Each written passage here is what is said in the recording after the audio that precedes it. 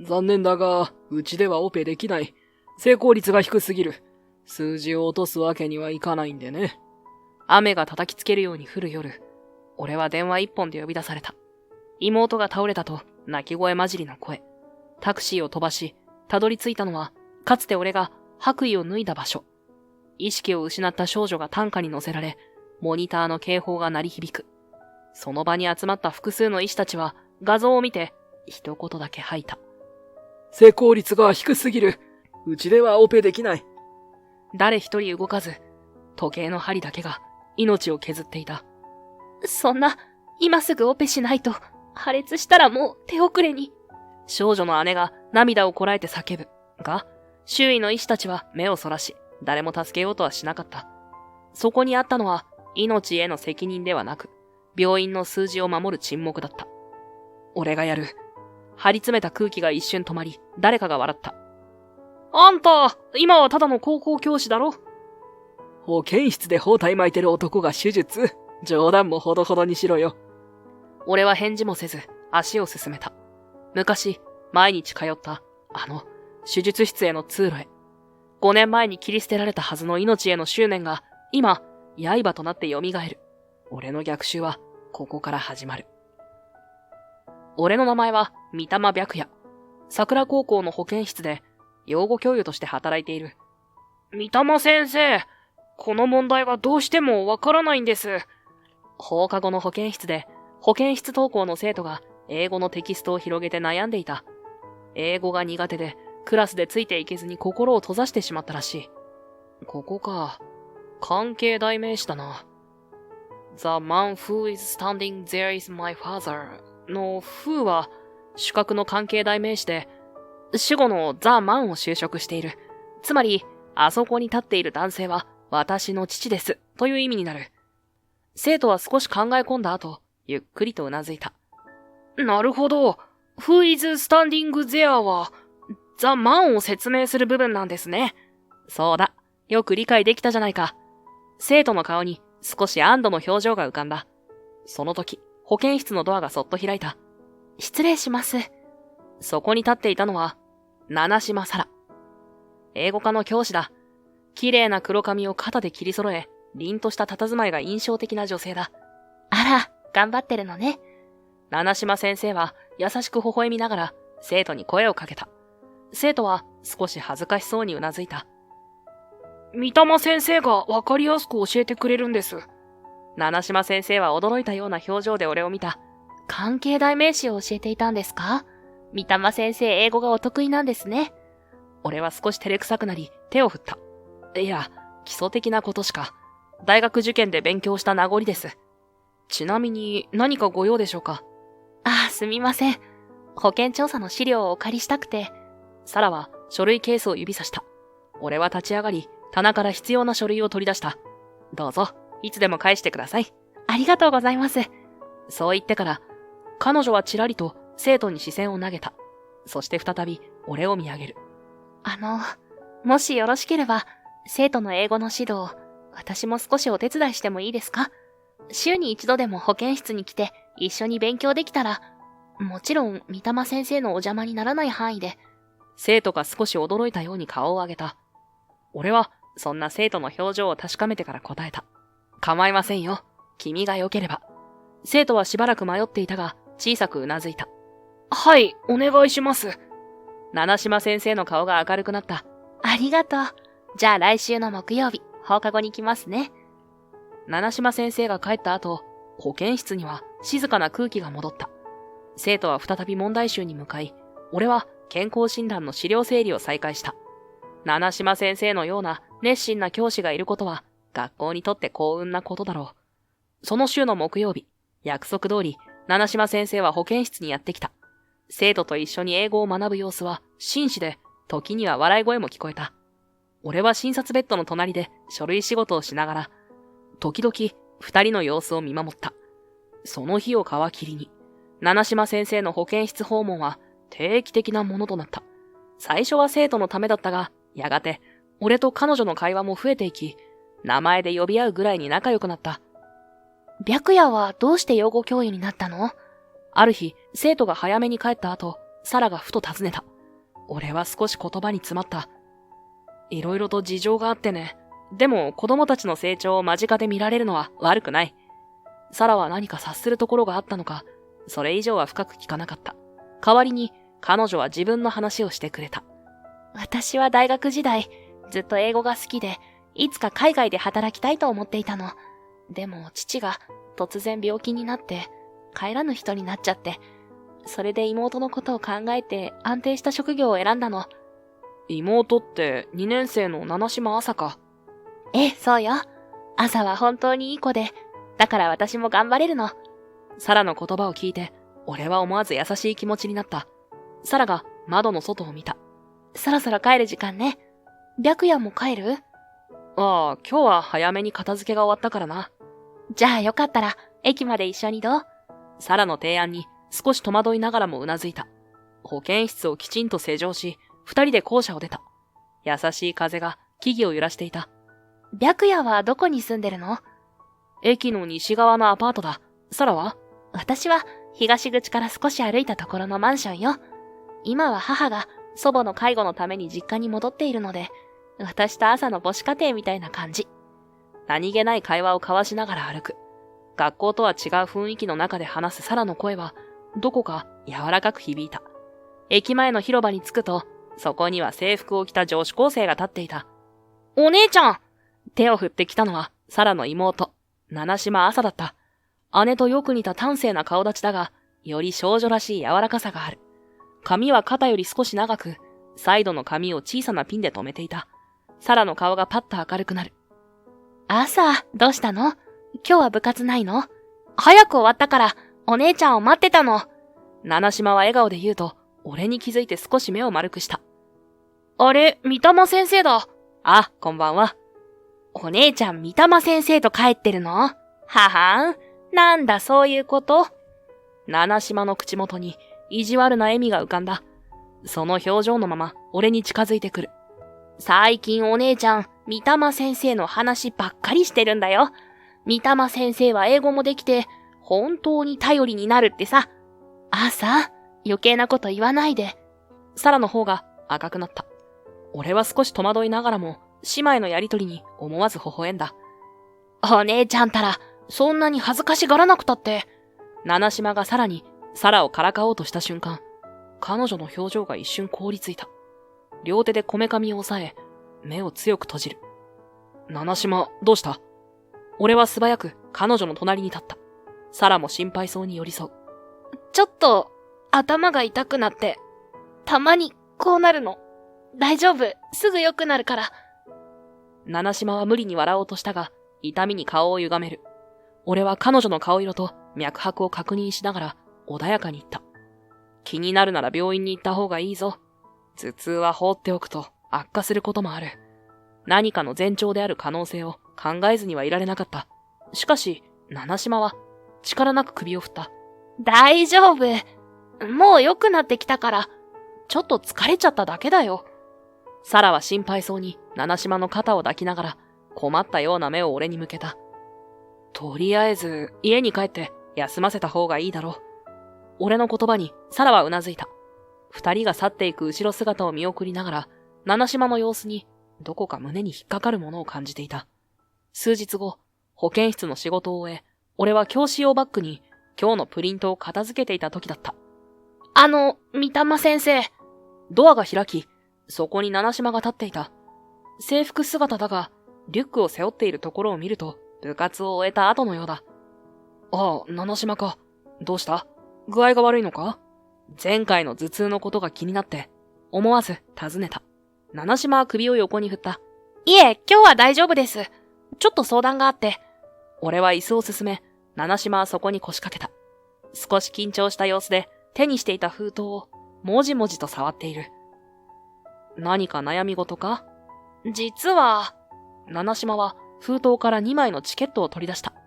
これ、今週末に公開される空の記憶っていう映画のチケットなんです。封筒から出てきたのは確かに映画のチケットだった。お姉ちゃんが前から見たいって言ってた映画なんです。私のクラスメートのお母さんが関係者でチケットをもらったんだけど、お姉ちゃん教員になってからずっと忙しくて、休みの日も私のことでいろいろやってくれてて、自分の時間がほとんどないんです。だから、このチケットを三玉先生がお姉ちゃんと一緒に行ってあげてほしいんです。七島の申し出に俺は少し戸惑った。でも、これは、君とお姉さんで行くべきじゃないのか？朝は小さく首を振った。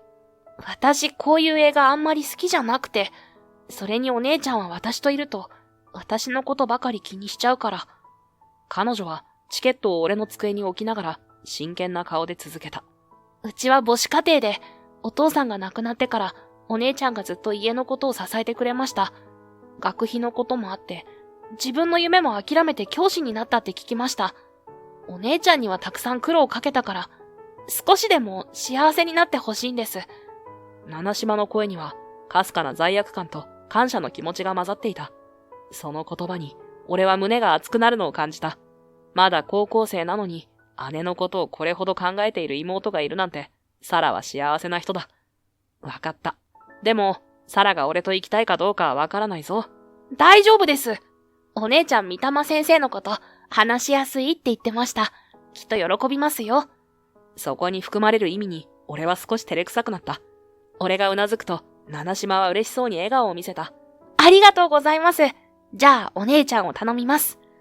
七島が保健室を出ようとしたその時だった。彼女の足が一瞬止まり、片手がゆっくりとこめかみに上がった。七島？俺は立ち上がって彼女に近づいた。七島の顔が少し青ざめ、呼吸が速くなっていた。大丈夫。ちょっと頭が。また頭痛か？七島はうなずこうとしたが、その動きさえ痛みを誘発するようで顔をしかめた。俺は彼女を近くの椅子に座らせた。こめかみ？後頭部？どこが痛む？こめかみから奥に向かって。七島の言葉は途切れがちだった。俺は彼女の様子を観察した。瞳孔は正常。顔面の左右対称性に問題はない。それでも、この痛みの出方には懸念があった。七島、きちんと病院で検査を受けた方がいい。前にも言ったが、繰り返す頭痛は何かの兆候かもしれない。しばらくして、痛みが和らいだのか、七島はゆっくりと目を開いた。大丈夫です。もう落ち着いてきました。それでも病院へ行くべきだ。あんまり病院好きじゃないんです。七島は弱々しく笑った。お姉ちゃんにも何も言わないでください。心配させたくないから。約束はできないな。だが、今日のところは様子を見よう。もし頻繁に起こるようなら、必ず病院へ行くんだ。約束してくれるか？七島は少し迷ったように見えたが、最終的に小さくうなずいた。わかりました。約束します。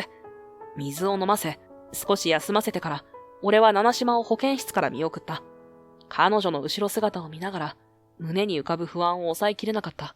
翌日の放課後、サラが保健室に顔を出した。俺は七島からもらった映画のチケットをサラに見せた。これ、私が見たかったやつ。七島から映画のチケットをもらってさ、お姉ちゃんと一緒に行ってほしいって頼まれたんだ。サラは俺の言葉に目を丸くした後、そっと微笑んだ。あの子ったら、いつもこうなの。私のことばっかり考えて。俺と行きたくなかったら断ってくれてもいいんだぞ。別の人と行けばいいだろうし。白夜と一緒なら楽しいと思う。その言葉に、俺の胸が温かくなった。俺も楽しみにしてるよ。その言葉は自然に口から出た。サラの笑顔が春の日だまりのように俺の心を照らした。じゃあ土曜日の午後2時に映画館で待ち合わせしましょう。ああ。俺がうなずくと、サラは手を振って教室を出て行った。保健室に一人残り、俺は窓の外を見つめた。サラとの映画の約束に胸を躍らせる自分がいることに少し驚いていた。土曜日、約束の時間が近づいていた。俺は少し早めに家を出て、待ち合わせ場所の映画館に向かった。街を行き交う人々はみんな晴れやかな表情をしていた。俺自身も久しぶりの休日の約束に心が弾んでいた。映画館の前で時計を見る。あと10分で待ち合わせの時間だ。サラはきっと少し早めに来るタイプだろう。そう思いながら辺りを見回していると、ポケットの中で携帯電話が鳴った。サラからだ。もしもし、サラ？電話の向こうからサラの息が切れた声が聞こえた。白夜、大変なの。朝が倒れて救急搬送されたの。どこの病院だ？関東医科大学附属病院よ。サラの声は震えていた。俺は低く、はっきりとした声で告げた。落ち着いて、大丈夫だから。俺も行く。病院で合流しよう。ありがとう。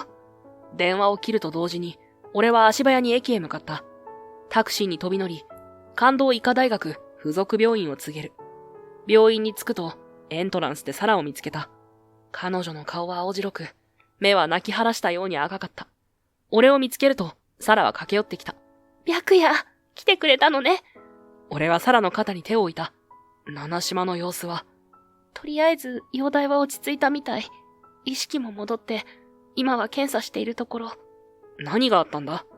朝が一人で買い物に出かけたの。でも、駅前の横断歩道で突然倒れたって。通りがかりの人が救急車を呼んでくれたんだって。サラの声は少し震えていた。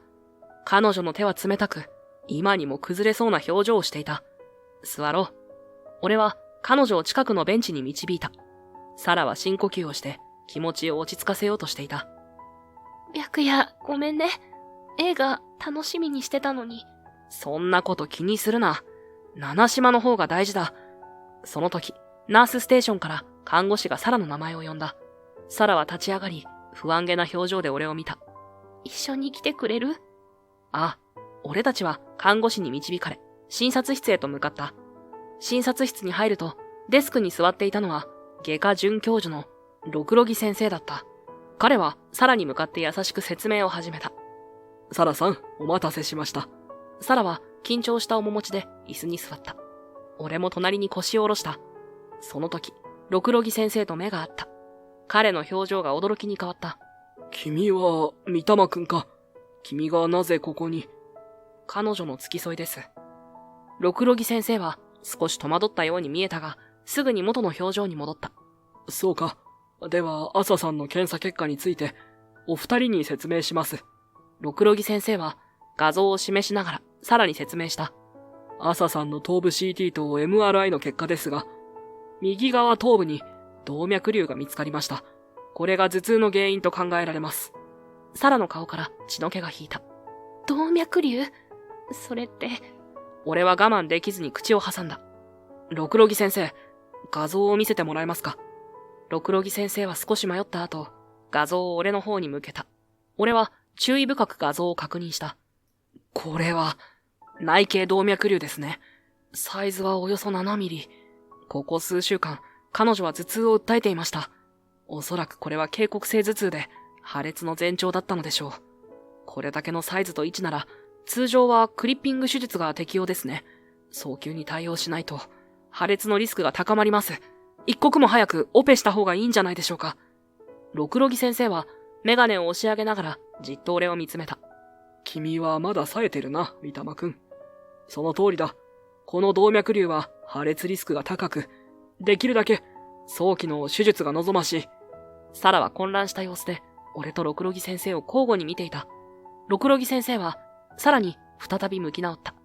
サラさん、朝さんにはこのまま入院していただいて、明日か明後日に手術を行いたいと思います。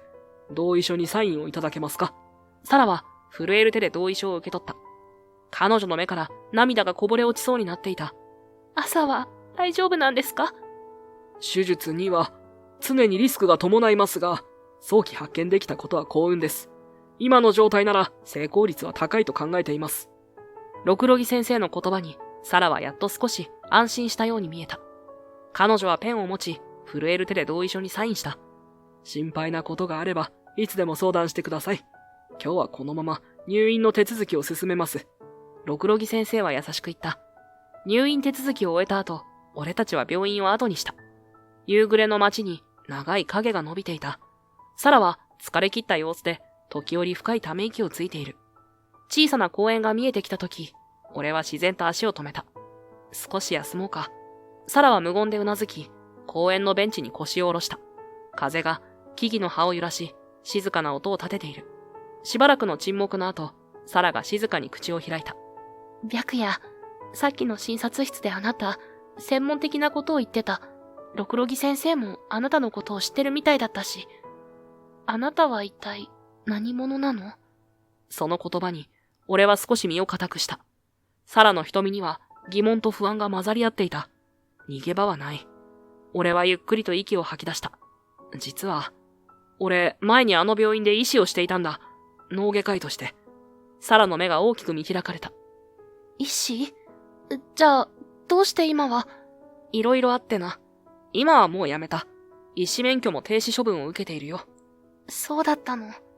サラは詳しくは聞いてこなかった。しばらく考え込んだ後、決意したように俺を見つめた。白夜、お願いがあるの。朝のこと、力になってほしい。公園の街灯が灯り始め、サラの顔に柔らかな光が落ちた。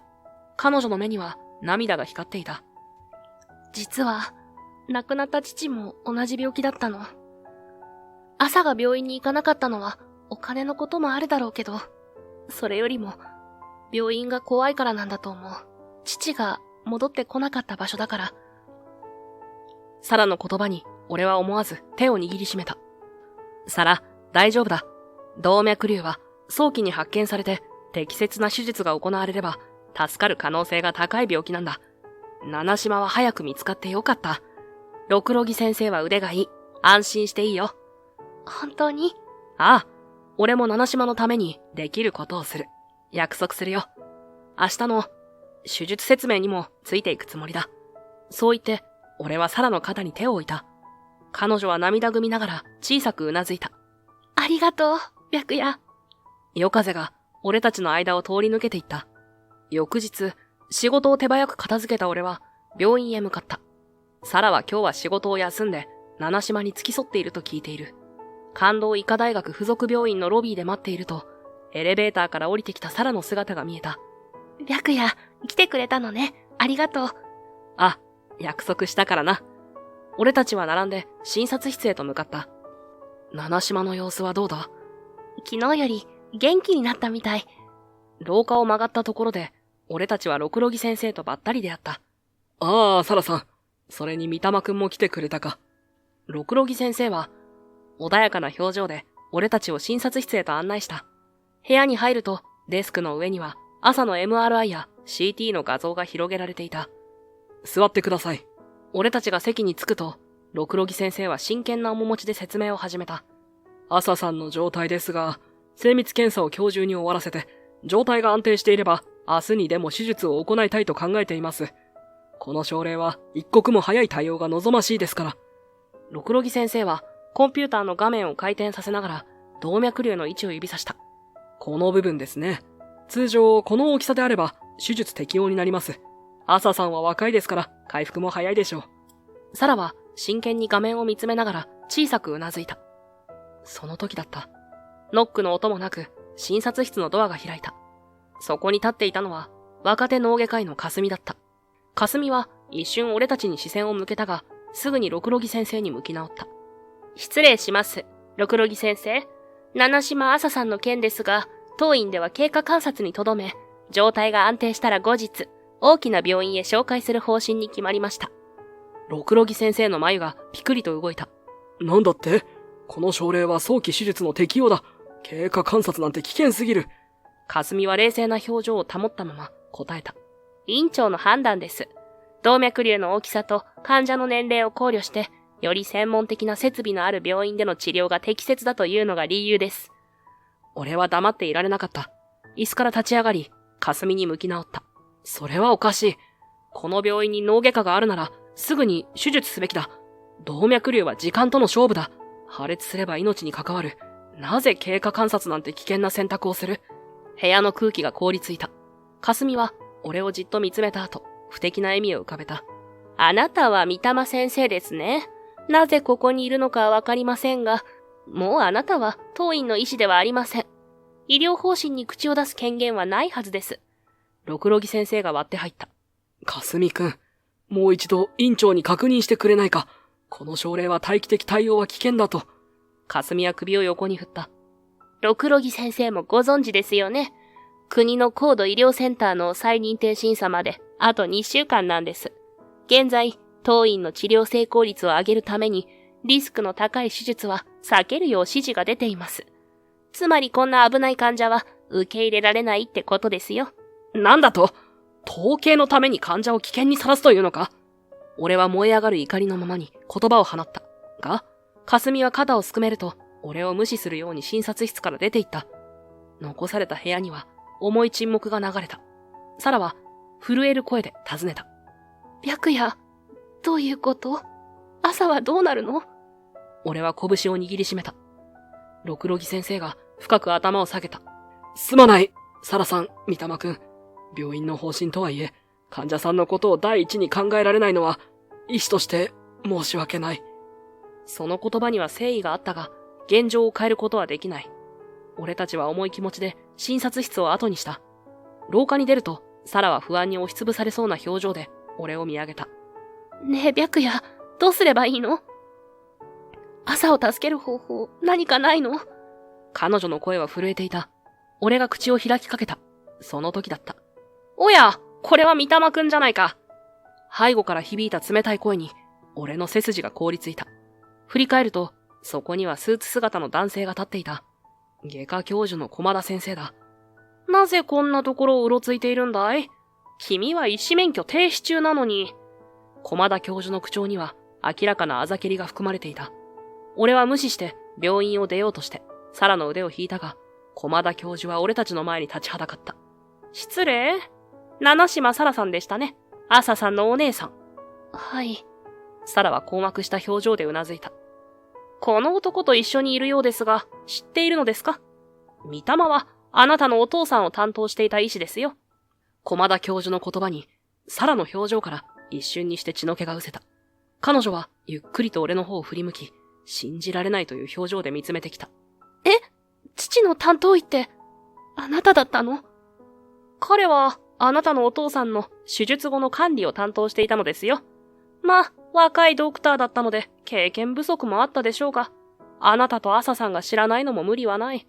あなたのお母さんがずっと担当医とやりとりをなさっていましたからね。白夜、本当なの？母から聞いたのよ。私の父は、担当医のミスで亡くなったって。俺は言葉に詰まった。俺が医師を辞めた原因となった患者の名字が七島だったことを、その時やっと思い出した。まさか、彼がサラの父親だったなんて。サラ、俺は確かに七島という患者の担当はしていた。だが、どうして言ってくれなかったの？サラは震える手で自分の方を拭いながら俺から離れた。彼女の声には裏切られたような悲しみが溢れていた。サラ、話を聞いてくれ。俺は。いや、あなたの話なんて聞きたくないわ。サラは俺に背を向けると、早足で廊下の向こうへと去っていった。サラ！俺が追いかけようとしたとき、駒田教授が俺の前に立ちはだかった。彼の口元には小さな勝ち誇った笑みが浮かんでいた。君にはもう医師としての資格はない。この病院から出て行ってくれないか？俺は言葉を飲み込み、拳を握りしめた。サラの姿はすでに廊下の向こうに消えていた。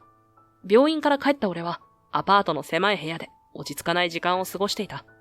窓の外では雨が降り始め、ガラスに打ちつける雨音が焦燥感をさらに高めていく。くそ。パソコンを開いた俺は動脈瘤治療で実績のある病院を片っ端から調べていた。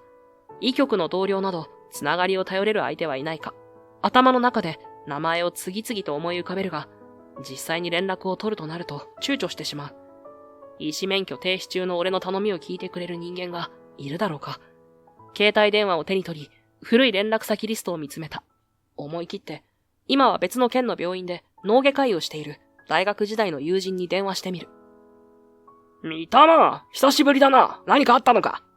俺は七島の状況を説明した。友人は真剣に話を聞いてくれたが、最後には重い沈黙があった。すまん、三玉。うちの病院でも受け入れは難しい。今ベッドが満床でな。それに君も知ってるだろ。他の病院の患者をいきなり引き受けるのは手続き的にも。期待していなかったわけではないが、それでも胸が痛んだ。わかった。ありがとう。次に電話した古い知り合いからも同様の返事。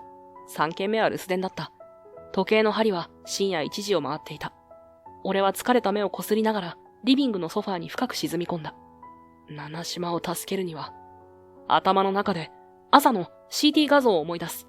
あの位置の動脈瘤、破裂のリスク、手術のタイミング、考えれば考えるほど、時間の経過が命取りになると確信できた。気づけば、時計は午前2時を指していた。ノートパソコンの画面だけが部屋を青白く照らしている。疲れ切った体を引きずってベッドに倒れ込んだ。目を閉じても、サラと七島の顔が浮かんでくる。うとうとし始めた矢先、枕元の携帯電話が鳴った。眠りの浅い意識の中で電話を取る。もしもし。三玉くんか？六ロギだ。その声に俺は跳ねるように起き上がった。六ロギ先生、こんな時間に何か。朝さんの容体が急変した。動脈瘤が破裂しかけている。今、緊急手術の準備をしているところだ。電話の向こうには慌ただしい病院の物音が聞こえる。俺の胸に恐怖が走った。それで、君の知識が必要だ。あの位置の動脈瘤は、君が得意としていた場所だろう。助手として、手術に立ち会ってくれないか。でも俺は、免許停止中で。今はそんなことを言っている場合じゃない。朝さんの命が危ない。私が責任を取る。電話の向こうで、六ロギ先生の声が低く、しかし力強く響いた。俺は一瞬の迷いもなく答えた。わかりました。今すぐ行きます。電話を切り、慌てて服を着替える。窓の外では雨がさらに強くなっていた。濡れた足跡を残しながら、俺はアパートを飛び出してタクシーを拾う。関東医科大学附属病院へ急いでください。そう告げながら乗り込んだタクシーの窓には雨粒が走っていた。その向こうに街の明かりがぼやけて見える。俺の心臓は早金を打ち、緊張と焦りが入り混じっていた。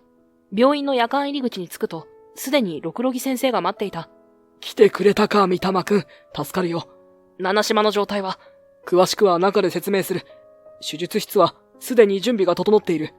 六ロギ先生の先導で、俺は急いで更衣室へと向かった。手術着に着替え、手を洗い、懐かしい消毒液の香りに包まれる。先生、患者を搬送します。ナースの声にうなずき、俺たちは手術室の扉に向かった。その時だった。待て、何をしているんだろう、黒木。廊下の向こうから二人の男性が大股で近づいてきた。駒田教授と院長だった。無免許の彼を手術室に入れるな。これは病院の規則違反だ。駒田教授の声が廊下に響き渡る。院長も険しい表情で続いた。六ロギ先生が一歩前に出た。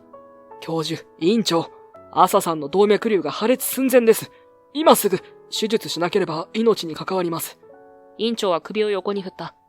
それならば他の医師を呼べ。免許停止中の医師を手術室に入れることは許可できない。もしこのまま彼を手術室に入れるというのなら、お前の医師免許を剥奪する処分を下さなければならないかもしれんな。院長の脅しにも、六ロギ先生は動じなかった。患者の命が第一です。責任は私が取ります。なんだ、時様。院長の声が厳しく響く。廊下には緊張感が張り詰めた。その時、エレベーターから駆け出してきた人影があった。待ってください。振り返ると、そこにはサラが立っていた。息を切らし、目に涙を浮かべながらも、彼女は毅然とした態度で、駒田教授と院長の前に立ちはだかった。どいてください、サラさん。これは病院の問題です。院長が言ったが、サラは動かなかった。私の妹の命がかかっています。白夜を、手術に参加させてください。駒田教授は冷たく笑った。感情的になっているのはわかるが、規律は規律だ。それに、あなたの父親の手術に失敗したのは彼なんだぞ。違います。父が亡くなったのは白夜さんのせいじゃない。あなたのせいです、駒田先生。その言葉に、廊下にいた全員が息を飲んだ。何を言っているんだ？駒田教授の声が震えた。サラは一歩も引かなかった。霞先生から全部聞きました。父の手術後、白夜さんは何度も容体の悪化をあなたに報告していたと。それをあなたが取り合わなかったことも。霞がそんなことを。駒田教授の顔が青ざめた。サラさんの言葉が引き金となり、俺の記憶が一気に5年前へと遡った。5年前、関東医科大学附属病院の脳外科病棟。先生、七島さんの頭痛が強くなっているようです。血圧も上昇傾向です。夜勤のナースが心配そうに報告してきた。俺は急いで七島さんのベッドサイドへ向かった。術後3日目の患者だった。七島さん、どこが痛みますか？ベッドで横たわる中年の男性は苦しそうに目を細めながら答えた。とにかく頭が割れるように痛いんです。俺はすぐに動向チェック。バイタルサインの確認を行った。頭部 CT を取り直した結果、手術部位近くに小さな出血の兆候が見られた。駒田教授に連絡します。ナースステーションに戻り、俺は駒田教授の携帯に電話をした。もしもし、三玉です。七島さんの術後経過に異常があります。手術部位近くに出血の可能性があります。すぐに診察をお願いします。電話の向こうからは、大勢の話し声やグラスの音が聞こえてきた。今、会食中だ。数値は？血圧は、上が180、下が110。頭痛は増強傾向です。再手術が必要かもしれません。そのくらいなら様子を見ろ。治療プロトコルに従って対処しろ。しかし教授、このままでは。言っただろう。今俺は大事な会食中なんだ。邪魔をするな。通話は切られた。何度かかけ直したが、駒田教授は出なかった。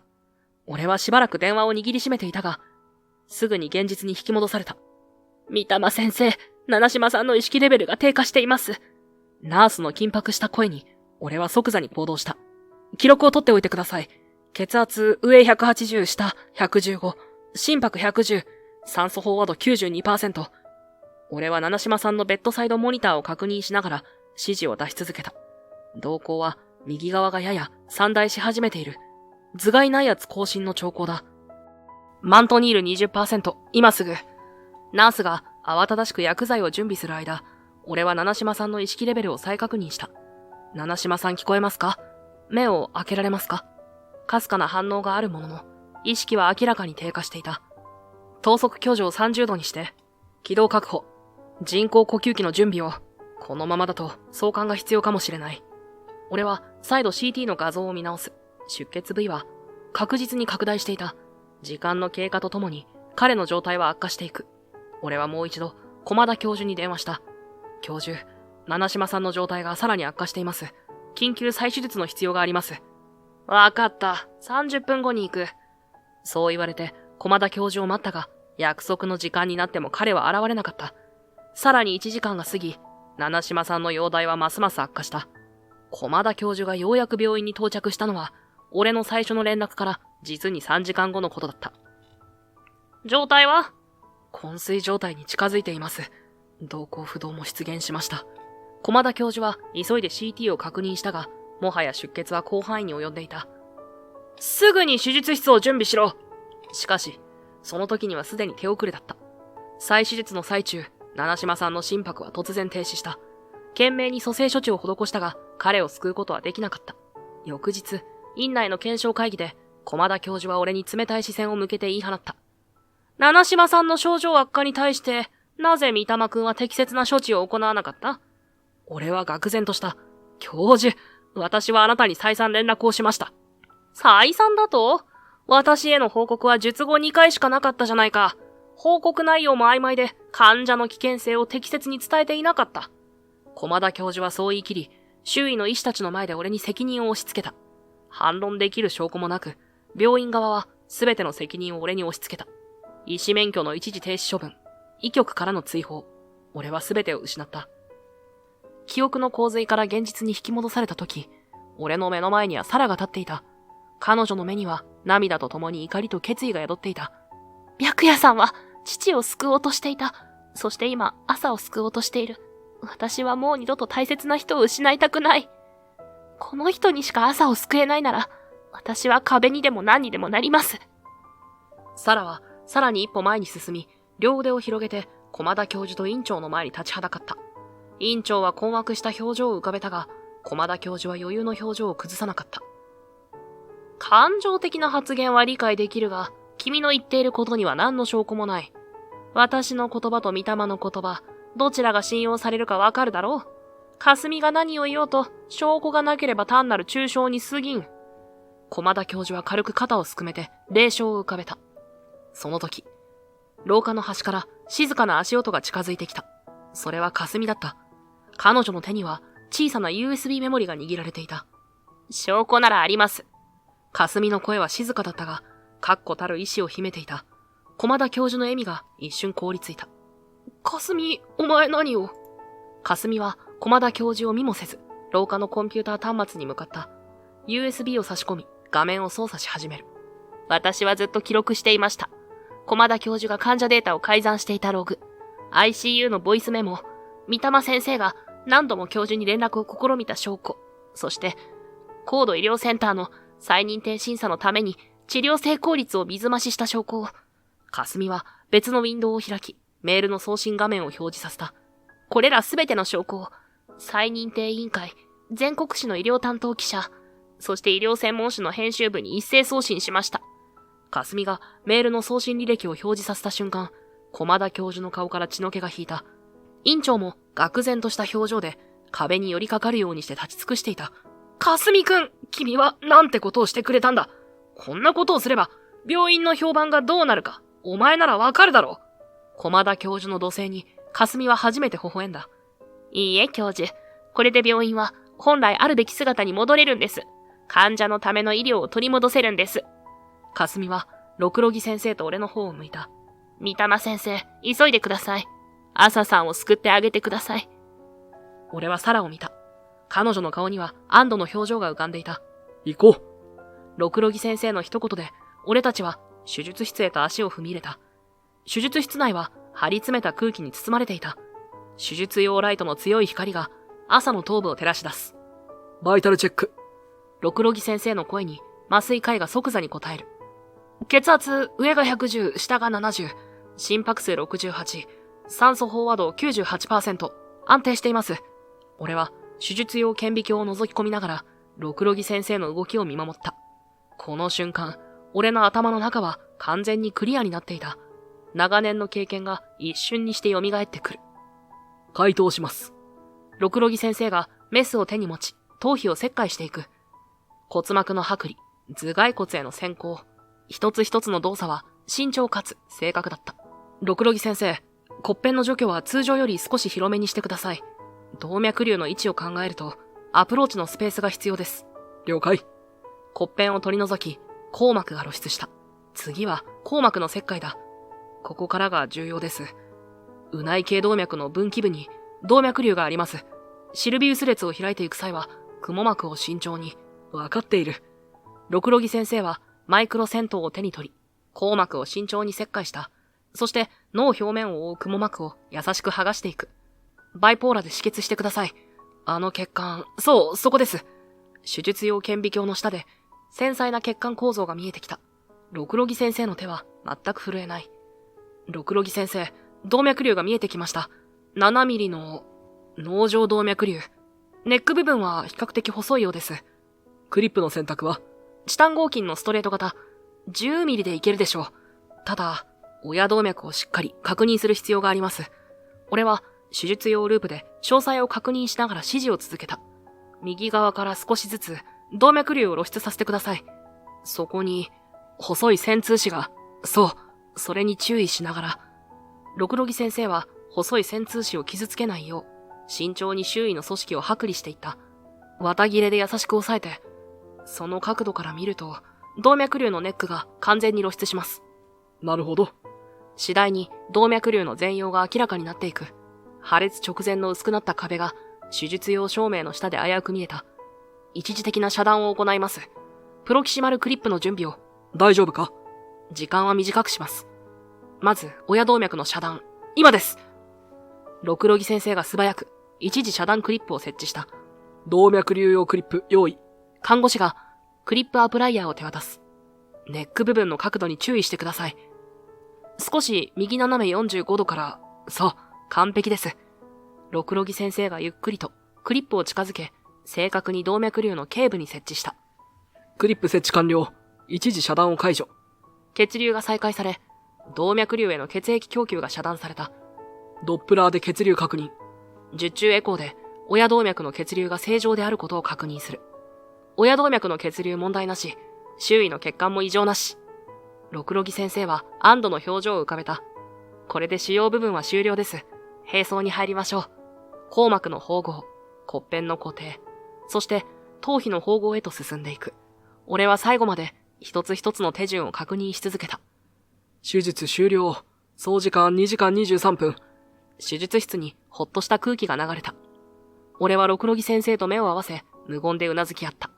七島の命は確かに守られたのだ。手術室のドアが重く開き、俺は疲労と安堵が混ざった感情を抱えて廊下に出た。手術着を脱ぎながら深い息を吐く。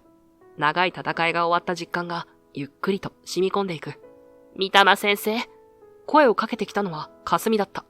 彼女は俺の前に立ち、深々と頭を下げた。これまでの態度、本当に申し訳ありませんでした。私は、駒田教授と院長の指示に従うふりをして、ずっと証拠を集めていました。でも、そのために先生にあんな態度をとって、かすみの言葉は震えていた。彼女は顔を上げ、俺の目をまっすぐ見つめた。三玉先生が辞めさせられた時、私は本当に悔しかった。でも証拠は巧妙に隠蔽されていて、だから彼らをわざと泳がせて、ようやくすべての証拠を見つけることができたんです。かすみの目に涙が浮かんでいた。5年間、彼女もまた孤独な戦いを続けていたのだ。かすみ。俺が言葉を探していると、ろくろぎ先生が近づいてきた。彼もまた深く頭を下げた。三玉くん、あの時君を守ってやれなくて本当にすまなかった。私も駒田教授の圧力に負けて、君の訴えを十分に支持できなかった。医師として、先輩として、本当に申し訳ない。ろくろぎ先生の声には深い後悔が滲んでいた。次々と語られる真実に、俺の胸に熱いものが込み上げてきた。5年間、俺は孤独だと思っていた。誰も自分を信じてくれないと思っていた。でも、本当はそうじゃなかった。白夜。俺たちの元に駆け寄ってきたサラが声をかけてきた。彼女の目は泣き晴らしていたが、その表情は柔らかだった。ごめんなさい。そしてありがとう。朝を救ってくれて、父を救おうとしてくれて。彼女の言葉に、俺は自分を支えていた最後の壁が崩れていくのを感じた。5年間、押し隠していた感情が一気に溢れ出す。俺は、声が震えた。言葉が続かない。静かに流れる涙を止めることができなかった。ろくろぎ先生が俺の肩に手を置いた。かすみも無言で俺の隣に立った。サラは優しく微笑んで、そっと手を握ってくれた。白夜、あなたは正しかった。そして朝を救ってくれた。廊下の窓から差し込む朝日が、俺たちを柔らかく照らしていた。ありがとう、みんな。俺は震える声でそういうのが精一杯だった。真っ暗だった長い長い夜が、今やっと明けようとしていた。数日後の朝、関東医科大学附属病院の講堂は、記者たちでごった返していた。カメラのフラッシュが光り、マイクを持った報道陣が最前列に押し寄せている。壇上に上がったろくろぎ先生は、新しく就任した院長代理のプレートを胸につけていた。彼は深々と一礼した後、静かに話し始めた。本日は緊急記者会見にお集まりいただき、ありがとうございます。まず、昨日当院で起きた一連の出来事についてご報告いたします。ろくろぎ院長代理はマイクに向かって落ち着いた声で告げた。昨日、国の再認定委員会による立ち入り調査が行われました。その結果、当院における重大な医療倫理違反が発覚いたしました。駒田前教授と前院長による患者データの改ざん、統計操作、そして患者の安全を軽視した医療行為が明らかになりました。両者は即日辞任し、現在関係当局による調査が進められています。記者たちの間にざわめきが広がった。ろくろぎ院長代理は、それを制するように手を挙げて続けた。私たちは今回の事態を深く反省し、患者第一の病院に立て直すことを誓います。医療の原点に立ち返り、すべての患者様に最善の医療を提供できる体制を構築してまいります。次に壇上に上がったのはかすみだった。彼女は緊張した面持ちで、しかし、毅然とした態度で、マイクの前に立った。私からは、5年前の医療事故についてご説明いたします。会場が静まり返った。七島様の術後管理において、過失は駒田前教授の指示遅延にありました。担当医であった三玉医師は、患者様の急変に対して、適切な報告と処置要請を行っていました。しかし、前教授は、その重要性を軽視し、緊急対応を怠りました。三玉医師は最後まで救命を訴え、懸命に患者様を救おうとしていました。それにもかかわらず、責任を彼に転嫁し、医師免許停止に追い込んだのは前教授でした。会場は水を打ったように静まり返っていた。そして昨日、三玉医師は5年ぶりに手術室に立ち、高難度の動脈瘤手術を見事に成功させました。彼の的確な判断と指示により、17歳の少女の命が救われたのです。フラッシュが一斉に光り、記者たちは一斉にメモを取り始めた。我々は今後、こうした不正を二度と起こさない体制を構築し、真に患者様のための医療を実現していく所存です。かすみの言葉が終わると、会場は一瞬の静寂の後、一斉にざわめきに包まれた。次々と飛び交う質問に、六路議員長代理とかすみが丁寧に答えていく。会見終了後、記者たちは一斉に記事の配信に取り掛かったようだ。数分後には、インターネット上に速報が流れ始めた。失われた天才、少女を救って復活。冤罪だった。医療界の闇を暴いた若手医師たちの勇気。病室のテレビでも各局が緊急ニュースとして報道を始めていた。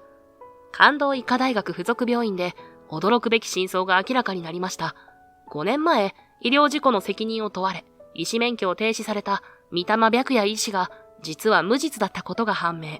そして昨夜、17歳の女子高生の緊急手術に立ち会い、高難度の脳動脈瘤手術を見事成功させたとのことです。キャスターの背後のモニターには、失われた天才、少女を救って復活という見出しが大きく映し出されていた。騒動から数ヶ月後、俺は医師として正式に復帰していた。白衣に袖を通し、聴診器を首にかける感覚は、懐かしくも新鮮だった。おはようございます、三玉先生。廊下ですれ違う看護師たちが笑顔で挨拶してくる。かつての孤独な日々とは打って変わって、病院は温かい雰囲気に包まれていた。医局に入ると、かすみが大きなホワイトボードの前で若手医師たちに説明をしていた。彼女の胸には、病院改革室長の名札が輝いている。おはようございます、三玉先生。かすみが笑顔で声をかけてきた。今日から新しい教育プログラムの実施だな。俺が言うと、かすみは誇らしげにうなずいた。ええ、患者第一の医療を実現するためには、若手の育成が不可欠ですから、医療技術だけでなく、倫理観や患者とのコミュニケーション能力も重視していきます。ホワイトボードには、患者中心の医療を目指してという大きな文字と詳細なカリキュラムが書かれていた。三玉先生にもメンターとして協力していただきたいんです。手術の技術だけでなく、患者との向き合い方についても。もちろんですよ。俺にできることなら何でも。俺が答えると、集まっていた若手医師たちから自然と拍手が起こった。三玉先生の技術を直接学べるなんて光栄です。あの手術の話、すごかったです。熱心な眼差しを向ける彼らを見て、俺の胸が熱くなった。